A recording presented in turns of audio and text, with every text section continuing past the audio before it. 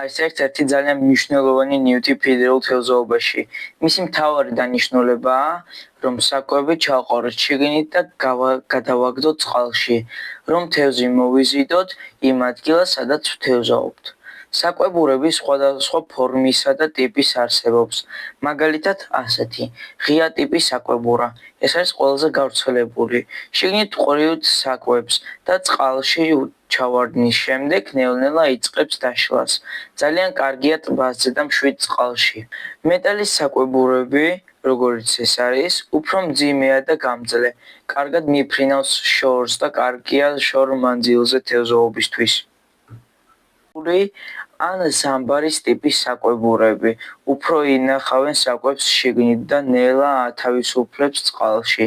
კარგია მაშინ, როცა გვინდა, რომ საკვები დიდ ხანს დარჩეს ამ ადგილში. ასევე არსებობს ესეთი საკვებურა, ასეთ საკვებურას უწოდებენ ტყვიიანი საკვებურა. ამ ტიპს ქვემოთ ტყვია აქვს, ამიტომ სწრაფად ეშვება ფსკერზე და დინებაშიც კარგად დგას. ხშირად იყენებენ მდინარეში.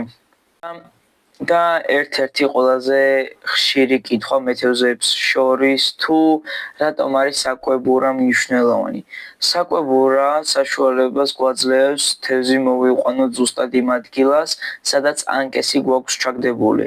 როცა თევზი მოდის საკვებზე, დიდი შანსია, რომ ჩვენ ნემსიც აიღოს. მაგიტომ არის საკვებურა მნიშვნელოვანი. ამაზე მინდა დავამთავროთ ჩემი დღევანდელი ვიდეო. მადლობა ყურადღებისთვის და ნახვამდის.